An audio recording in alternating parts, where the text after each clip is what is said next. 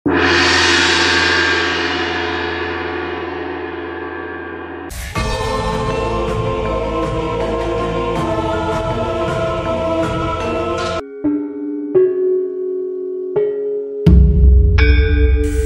malam pun terus berlalu, tidak ada kejadian apapun di malam itu. Sementara itu Putu Risang masih terjaga antara tidur dan tersadar didengarnya sebuah suara seperti berbisik jelas di telinganya. "Terima kasih telah membimbing putraku." Demikian suara bisikan begitu jelas didengar oleh Putu Risang. "Ajian ilmu pameling," berkata Putu Risang dalam hati. Terlihat Putu Risang yang tengah bersandar di dinding goa telah duduk bersila, mencoba mengheningkan seluruh panca inderanya agar dapat lebih peka lagi menerima ajian ilmu pameling yang pasti berasal dari seorang sakti yang telah menguasai ilmu langka itu. "Aku tidak tahu siapa putramu," berkata Putu Risang dengan suara hatinya. "Putraku itu adalah Mahesa Muksa yang kamu kenal," berkata kembali suara bisikan kepada Putu Risang. "Bolehkah aku mengetahui siapa gerangan nama Tuan?" berkata Putu Risang lewat suara hatinya. "Kita pernah berjumpa. Akulah Pertapa dari Gunung Wilis," berkata suara bisikan itu. "Mengapa Tuan tidak langsung menunjukkan diri?" bertanya Putu Risang dengan suara hatinya. "Sudah lama aku mengasingkan diri sebagai Pertapa, mengikat diri untuk meninggalkan kehidupan duniawi," berkata kembali suara bisikan itu. "Kulihat ada cahaya biru menyelimuti putramu. Apakah Tuan sendiri yang memindahkan tenaga sakti ke Mahesa Muksa?" bertanya Putu Risang dengan suara hatinya. "Matamu sangat peka. Aku telah memindahkan tenaga saktiku sendiri. Hanya itu yang dapat kulakukan sebagai seorang ayah," berkata kembali bisikan itu. "Mahesa Muksa tidak akan menyadari telah mempunyai tenaga sakti begitu kuat tanpa puluhan tahun berlatih," berkata Putu Risang dengan suara hatinya. "Kutitipkan putraku kepadamu," berkata kembali bisikan itu kepada Putu Risang. "Maaf, bolehkah ku tahu siapa nama Tuan?" "Dahulu orang memanggilku sebagai Dharmayasa," berkata kembali bisikan itu. "Sang pendeta suci Dharmayasa yang dapat menunggangi angin," berkata Putu Risang dengan suara hatinya pernah mendengar sebuah cerita orang-orang tua tentang seorang pendeta sakti. "Itu hanya sebuah cerita angin. Aku hanya seorang Pertapa dari Gunung Wilis. Selamat tinggal," berkata bisikan itu. Ternyata suara bisikan itu adalah yang terakhir didengar oleh Putu Risang yang tengah termenung membayangkan seorang sakti berilmu tinggi yang bernama Pendeta Dharmayasa yang pernah dijumpai sebagai Pertapa dari Gunung Wilis yang ternyata adalah ayahanda Mahesa Muksa sendiri adanya. Ilmu pusaka rontal itu telah diwariskan kepada putranya sendiri. Suratan takdir yang aneh, berkata Putu Risang dalam hati. Sementara itu langit di luar gua kembar terlihat sudah mulai memerah, sebagai tanda sang fajar sudah mulai bangkit di ujung bumi, dan hawa dingin pagi benar-benar sudah seperti menusuk tulang. Hawa pagi di kaki perbukitan Hayangan pagi itu memang begitu sangat dingin, lebih dingin dari biasanya karena saat itu sudah mulai masuk musim penghujan. Dan Putu Risang telah melihat Gajah Mada telah menggeliat terbangun. Bersama dengan sayup-sayup terdengar suara ayam jantan di sekitar hutan itu. "Mengapa Kakang Putu Risang tidak membangunkan aku?" berkata Gajah Mada kepada Putu Risang manakala dilihatnya masih bersandar di dinding goa belum tidur. "Aku kasihan, kalian kulihat begitu letih," berkata Putu Risang kepada Gajah Mada. "Beristirahatlah hingga menjelang matahari naik sedikit," berkata Pangeran Jayanegara yang ikut terbangun. Dan akhirnya Putu Risang tidak dapat menolak permintaan dua orang muridnya itu. Sudah merebahkan tubuhnya beristirahat sejenak menjelang matahari naik sedikit di awal pagi. Maka ketika matahari pagi sudah mulai terang tanah, terlihat mereka bertiga sudah bersih-bersih diri di sungai kecil di balik gerumbul bebatuan. Nampaknya mereka tengah bersiap untuk melanjutkan perjalanan kembali menuju lereng Gunung Galunggung di padepokan Prabu Guru Dharma Siksa. "Mari kita berangkat," berkata Putri Sang kepada kedua muridnya itu ketika mereka sudah siap berangkat meninggalkan gua kembar di kaki perbukitan Hayangan. Demikianlah sebagaimana berangkatnya, terlihat mereka bertiga sudah mendekati hutan pepat. "Kalian harus terus berlatih agar semakin mengenal kekuatan yang ada di dalam diri kalian. Tiada gunung yang langsung tinggi menjulang, dan puncak kesempurnaan tidak berada di ujung lamunan, tapi berada di antara kemauan dan tekad keras," berkata Putri Sang menyampaikan apa yang harus mereka lakukan dalam hal memupuk kekuatan cadangan di dalam diri. Setiap manusia dilengkapi dengan pembelaan diri, dan kita dapat mengungkapkan dan melontarkannya dengan kesadaran penuh. Akal dan rasa adalah sumber pemicu yang dapat kalian kendalikan, disesuaikan dengan keinginan diri kalian sendiri. Hawa panas atau hawa dingin tergantung pengendalian diri kalian, berkata kembali Putri Sang kepada kedua muridnya manakala mereka bertiga sudah memasuki hutan pepat sambil menuntun kuda-kuda mereka. Terlihat sambil menuntun kuda-kudanya, Gajah Mada dan Pangeran Jayanegara memperhatikan dan menyimak semua perkataan gurunya itu. Sebagai dua orang yang berotak cerdas, sudah langsung dapat menerima maksud dari perkataan Putri Sang. Akhirnya mereka telah keluar dari hutan pepat itu. Di hadapan mereka terbentang sebuah padang ilalang yang sangat luas.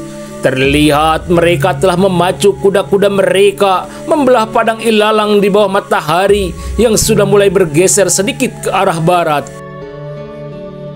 "Pemandangan yang indah," berkata Gajah Mada ketika mereka telah berada mendekati kaki Gunung Galunggung. Demikianlah hari belum mendekati awal senja manakala mereka terlihat telah menyusuri lereng Gunung Galunggung. "Hari demi hari kami menanti kedatangan kalian dengan penuh kecemasan," berkata Prabu Guru Dharma Siksa yang menerima mereka bertiga di pendopo padepokannya. Di pendopo padepokan itu Putri Sang langsung bercerita mengenai siapa di balik pencurian kujang Pangeran Muncang, yaitu seorang patih di kerajaan Kawali yang bernama Argajaya bekerja sama dengan seorang bangsawan dari Kediri.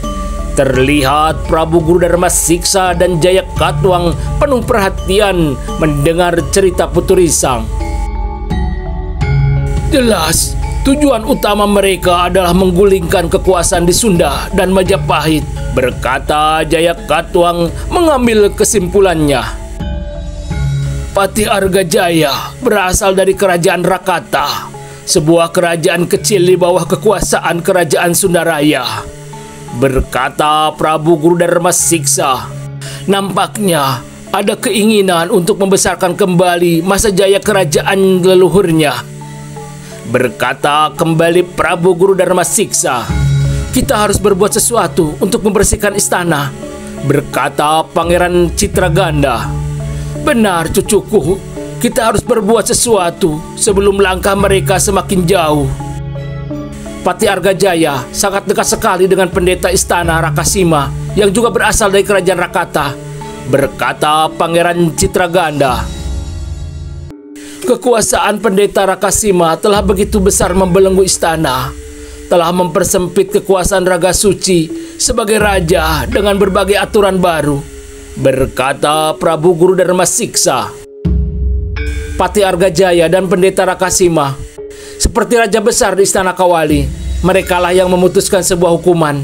Siapa saja yang boleh datang menghadap raja, juga sebagai panglima tertinggi prajurit kerajaan, berada di tangan Patih Argajaya, berkata Pangeran Citraganda bercerita tentang keadaan istana Kawali saat itu.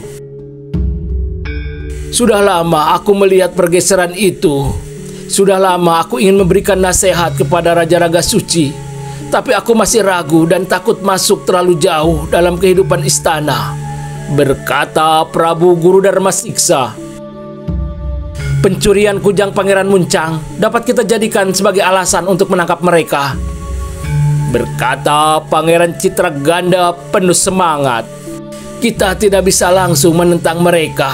Harus ada bukti yang sangat kuat untuk sebagai dalih menyingkirkan mereka dari istana, juga membuka mata hati Raja Raga Suci siapa sebenarnya mereka, berkata Prabu Guru Dharma Siksa. Kita harus banyak memasang mata dan telinga kita di istana Kawali, berkata Jaya Katuang memberanikan diri ikut memberikan sebuah usulan.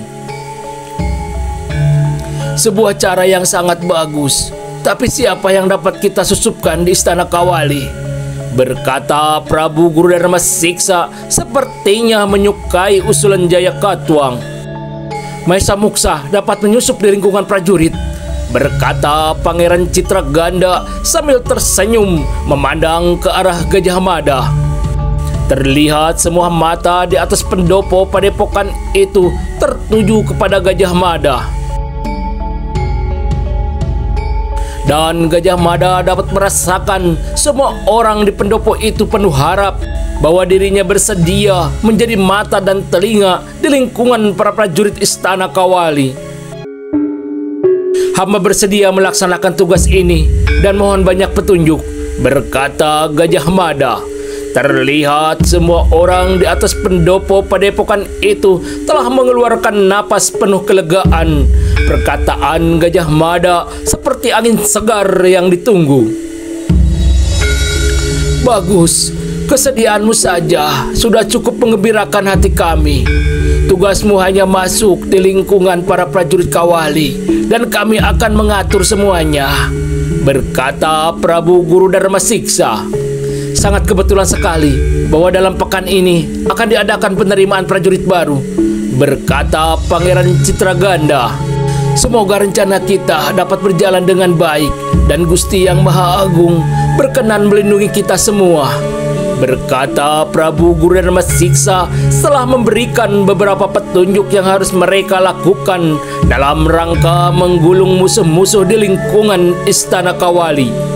Dan banyak sekali yang mereka bicarakan terlihat sampai jauh malam. Beristirahatlah, hari sudah jauh malam, berkata Prabu Guru Dharma Siksa mempersilahkan semua orang di atas pendopo padepokannya untuk beristirahat. Demikianlah semua orang di atas pendopo itu sudah masuk ke biliknya masing-masing. Dan malam yang dingin di atas padepokan itu telah membuat semua penghuninya menyelusup berlindung di balik kain panjang di atas peraduannya masing-masing. Sementara itu di sebuah bilik, seorang gadis terlihat masih membuka matanya menatap langit-langit. Gadis itu adalah Dyah Rara Wulan yang belum juga dapat tertidur. Ternyata gadis putri Raja Raga Suci itu tengah melambungkan hayalnya jauh ke hari-hari di mana setiap saat masih dapat bertemu dengan Gajah Mada di kerajaan kota Raja Kawali. Aku akan mencari berbagai cara untuk menemuinya, berkata Dyah Rara Wulan dalam hati yang sudah mendengar sebuah rencana bahwa Gajah Mada akan menjadi seorang prajurit di lingkungan istana. Kamu tidak akan dapat bersaing denganku, wahai gadis dusun, berkata kembali Dyah Rara Wulan sambil membayangkan wajah Andini yang selama ini diam-diam ditakuti hadir menjadi pesaingnya mendapatkan hati Gajah Mada, pemuda yang telah mencuri hatinya itu. Sementara itu di bilik lain terlihat seorang pemuda yang juga belum dapat memejamkan matanya. Pemuda itu sepertinya begitu gelisah. Ternyata pemuda itu tidak lain adalah Pangeran Jayanegara yang tengah jatuh cinta. Sebagaimana seorang pemuda dimanapun, hati dan pikiran pemuda itu selalu tertuju kepada pujaan hatinya. Dan Pangeran Jayanegara memang telah terpikat hati dengan kejelitaan wajah seorang gadis Andini. Terlihat Pangeran Jayanegara bangkit dari tidurnya dan bersila membuat sebuah laku. Aku harus dapat meredam dan mengendalikan perasaanku. Berkata Pangeran Jayanegara pada dirinya sendiri sambil mencoba membuat sebuah laku rahasia yang diajarkan oleh Poto Risang di Gua Kembar. Akhirnya dengan penuh semangat, Pangeran Jayanegara sudah mulai tenggelam dalam lakunya, merasakan kenyamanan perasaan dan pikirannya. Besok aku akan mencoba berlatih mengerahkan tenaga cadangan yang ada dalam diri ini, berkata Pangeran Jayanegara dalam hati ketika merasakan sebuah getaran mengalir dan memenuhi seluruh aliran darahnya. Dan malam di atas padepokan Prabu Guru Dharma Siksa sudah begitu senyap. Hanya sesekali terdengar suara daun dan dahan bergesekan ditiup angin basah yang dingin di lereng Gunung Galunggung itu. Di kermangan malam itu terlihat sebuah bayangan mengendap-endap keluar padepokan lewat pagar dinding batu padepokan. Ternyata sosok bayangan itu menuju ke sebuah tanah sedikit lapang di dekat sebuah gerumbul tanaman rumpun bambu. Di atas tanah yang agak lapang itu akhirnya dapat terlihat wajah asli sosok bayangan mencurigakan itu, yang tidak lain adalah Gajah Mada.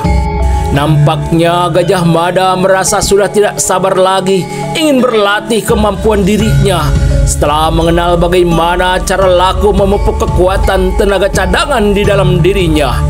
Terlihat Gajah Mada sudah memulai latihannya, melatih gerakan jurus-jurusnya dengan tenaga wadagnya. Perlahan Gajah Mada mulai mengerahkan tenaga cadangannya. Ternyata dengan penuh kegembiraan, Gajah Mada dapat merasakan tenaganya tidak berkurang, namun gerakannya menjadi begitu ringan dan cepat. Demikianlah Gajah Mada sudah mulai melatih mengerahkan tenaga cadangannya, mencoba lebih mengenal dan menguasainya, yang akhirnya dapat mengendalikannya kecepatannya bergerak. Tenagaku menjadi seperti bertambah, lebih kuat dan lebih cepat, berkata Gajah Mada dalam hati sambil terus berlatih mengenal dan mengendalikan kekuatan cadangan di dalam dirinya itu. Demikianlah dua orang pemuda masing-masing telah mencoba berlatih di malam itu. Mereka satu guru, namun mewarisi sebuah laku yang berbeda.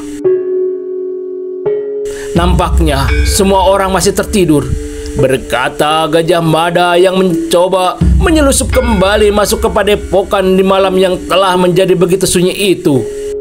Hari memang sudah berlalu sepertiga malam. Masih ada waktu untuk Gajah Mada beristirahat tidur sejenak di biliknya. Sebentar saja anak muda itu sudah nyenyak tertidur. Hanya sebentar saja Gajah Mada berbaring beristirahat, karena tidak begitu lama sudah terdengar suara ayam jantan saling bersahutan. Sayup terdengar dari tempat yang jauh.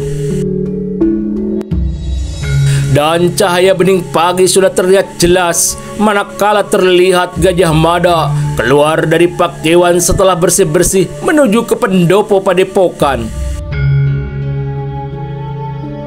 "Selamat jalan wahai calon prajurit Kawali," berkata dia Rarawulan menggoda ketika mereka bertemu bersisipan jalan menuju pakewan.